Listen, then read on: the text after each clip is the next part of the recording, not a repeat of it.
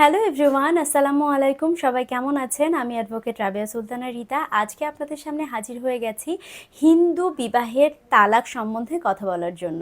এই বিষয়টা এমন একটা সেনসিটিভ বিষয় যেখানে কিনা আইনে নির্ধারিত কোনো বিধান বা কোনো রুল বা কোনো কিছু দেওয়া নেই, কিন্তু এটার চর্চা কিন্তু আমাদের হয়ে আসছে। তাহলে কিভাবে হচ্ছে সেই বিষয়ে আজকে কথা বলবো। বর্তমানে হিন্দু বিবাহে রেজিস্ট্রেশন হয়ে থাকে, কিন্তু রেজিস্ট্রেশন হলেও তাদের মূল যে ফোকাস সেটা হচ্ছে রিচুয়ালিটির ওপরে, এবং তাদের রিচুয়ালিটি এটাই যে কোনো হাজব্যান্ড ওয়াইফ যদি ৭ পাকে বাধা পড়ে, এর অর্থ হচ্ছে ৭ জন্মের জন্য তারা বাধা পড়ে গেল। তার মানে এখানে তালাকের কোনো বিধান নেই। কিন্তু বর্তমান সময়ে একসাথে থাকতে গিয়ে বিভিন্ন ধরনের ঝগড়াঝাঁটি, বিভিন্ন ধরনের মনোমালিন্য বা বিভিন্ন ধরনের ঝামেলার সম্মুখীন হয়ে মানুষ এক পর্যায়ে গিয়ে তালাকের কথা চিন্তা করে বা সেপারেশনের কথা চিন্তা করে। কিন্তু আইন আসলে এই যে তালাক, এটাকে কোনোভাবে বৈধতা দেয়নি। তবে জনস্বার্থে আমাদের পার্শ্ববর্তী যে দেশ আছে ইন্ডিয়া, সেখানে কিছু প্রেসিডেন্ট এসেছে। সেই প্রেসিডেন্টের মাধ্যমে আমাদের এই হিন্দু বিবাহের মধ্যে তালাকের জন্য সেপারেশনের এক ধরনের নজির সৃষ্টি হয়েছে, যেটা কিনা আমাদের বাংলাদেশেও অ্যাপ্লিকেবল। হিন্দু বিবাহের ক্ষেত্রে আইনে কোনো ধরনের তালাকের বিধান না থাকলেও এখানে সেপারেশন আছে। তবে যদি আমরা বলতে চাই যে আইনে সেপারেশন আছে কিনা, তাহলে এই প্রশ্নের উত্তর হবে না। হিন্দু আইনে সেপারেশনেরও কোনো ধরনের বিধান নেই। তাহলে সেপারেশনটা হয় কিভাবে? ওই যে বললাম, নজিরের মাধ্যমে।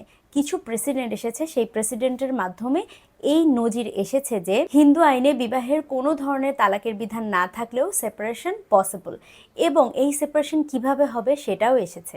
এই নজিরের মাধ্যমে যেই সেপারেশনগুলো হয়ে থাকে, এই সেপারেশনকে জুডিশিয়াল সেপারেশন বলা হয়।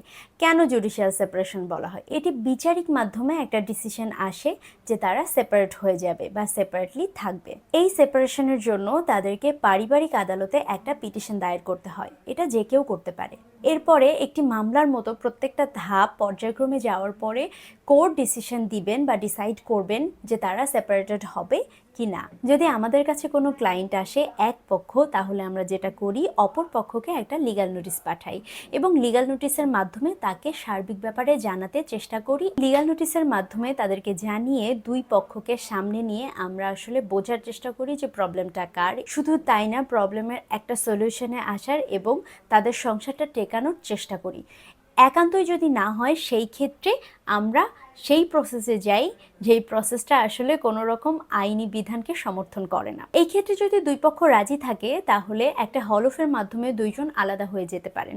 যদিও এটা আইনসম্মত না, যেটা আমি প্রথমেই বলেছি, তবে এই ক্ষেত্রে যদি দুই পক্ষই রাজি থাকে সংসার না করার জন্য, অপর কোনো পক্ষ বা তৃতীয় পক্ষ এখানে হস্তক্ষেপ করতে পারবেন না। কিন্তু এক পক্ষ যদি রাজি থাকে আর অপর পক্ষ যদি রাজি না থাকে, সেই ক্ষেত্রে পারিবারিক কোর্টে পিটিশন দায়েরের মাধ্যমে পুরো প্রসেস শেষ করে একটা জুডিশিয়াল ডিসিশনের মাধ্যমে সেপারেশন নেওয়া যেতে পারে। সেই ক্ষেত্রে জুডিশিয়াল কোর্ট ডিসিশন নেবেন যে সেপারেশন আসলে হবে কি না।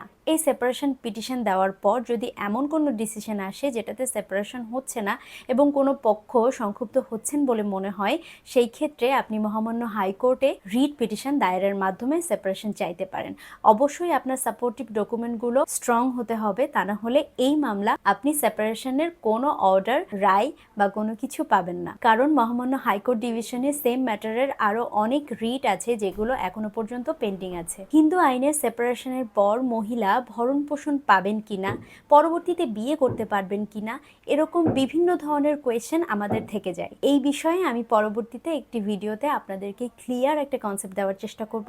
সেই পর্যন্ত সবাই অনেক অনেক ভালো থাকেন। আল্লাহ হাফেজ। আসসালামু আলাইকুম।